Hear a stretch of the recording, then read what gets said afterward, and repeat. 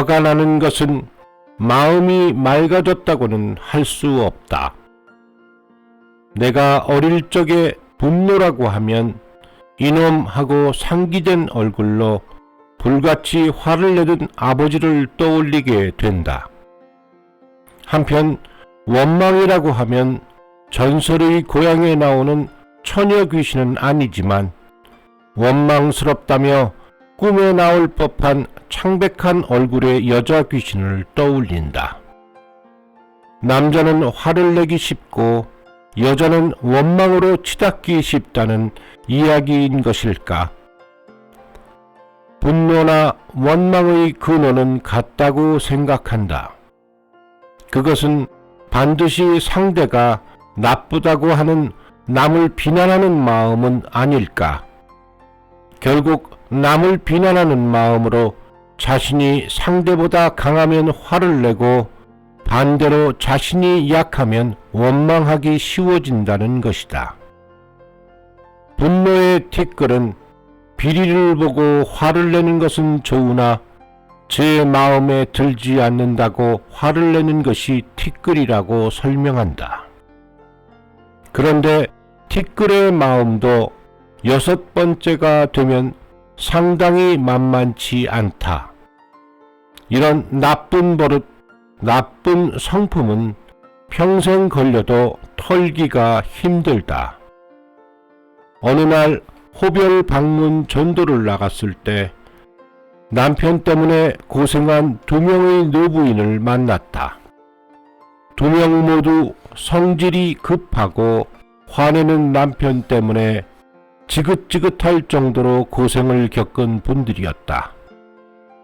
무엇보다 화를 내는 버릇은 죽을 때까지 고쳐지지 않아 정말로 고생했어요 라고 몇 번이고 나에게 말했다.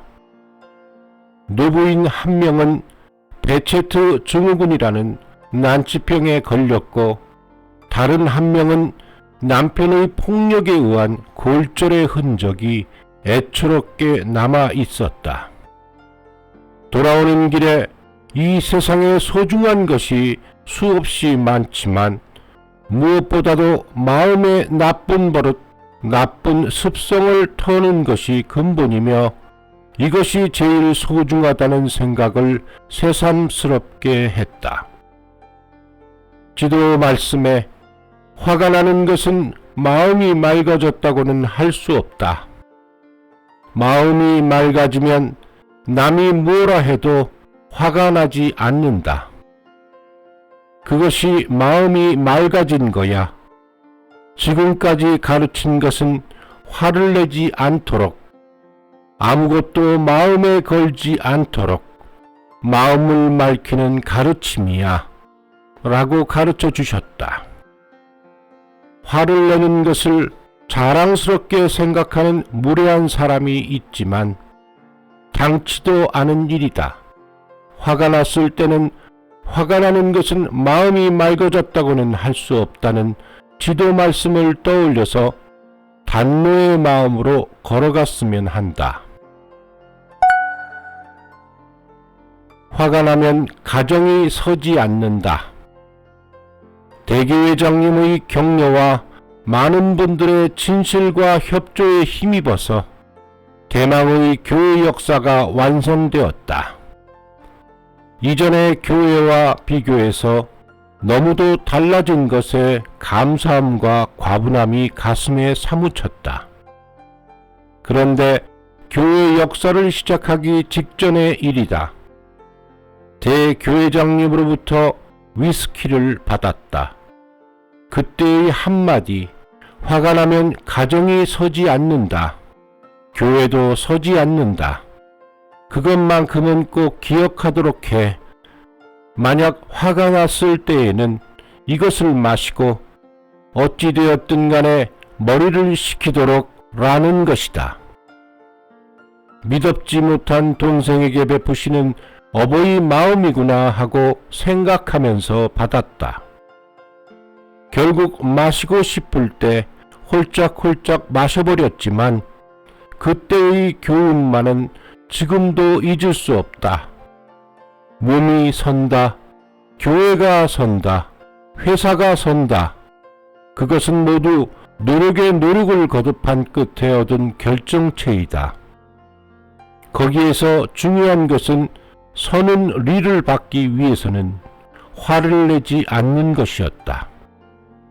무엇이든 서는 것은 십전의 수호의 근거에서 말하자면 지탱 수호엘이라고 듣고 있다. 나무가 서는 것도 사람이 서는 것도 집이 서는 것도 모두 지탱 수호엘이와 관계가 있다.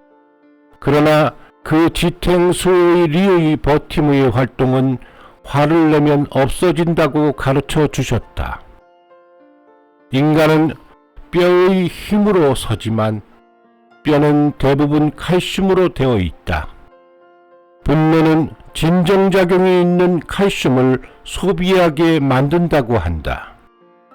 분노는 인간이 서는 데 있어서도 큰 손실이 아닐까 생각된다. 높이 솟은 나무, 튼튼하게 선 나무는 뿌리의 힘이 좋다고 한다.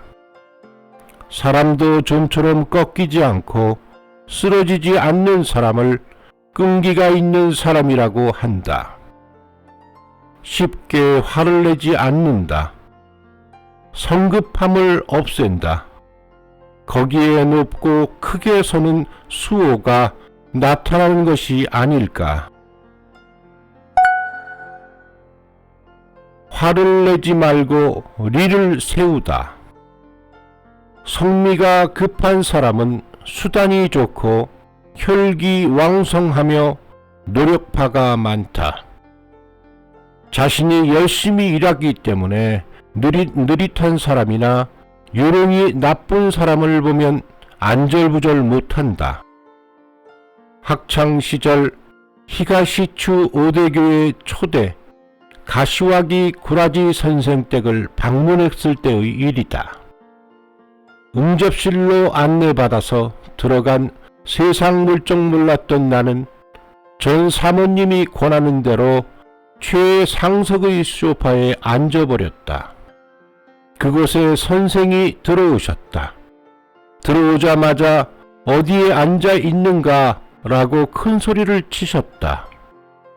앉으라고 해서 앉은 것뿐인데 이상한 사람이다 라고 생각했지만 다시 시키는 대로 자리를 옮겼다.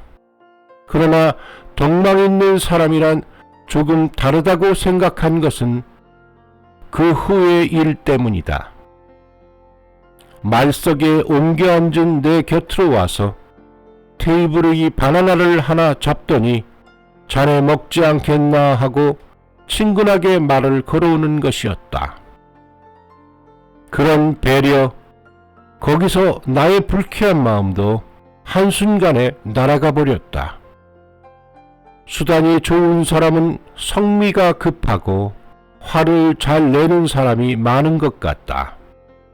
그러나 이어주는 일도 잊어서는 안 된다.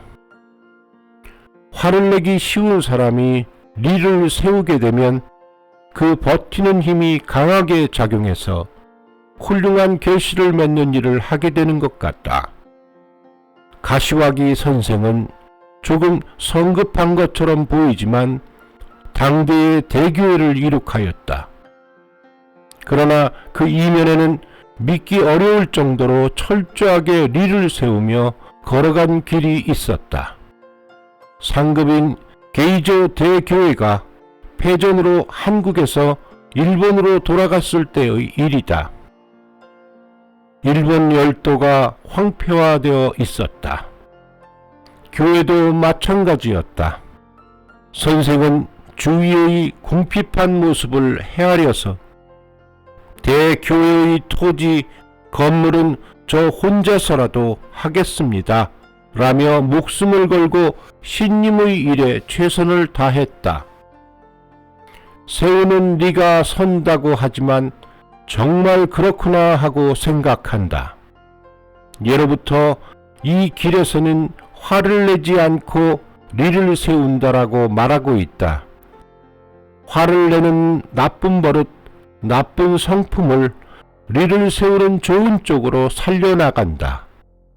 그런 가운데 생각지도 않았던 대단한 수호가 반드시 나타날 것이다.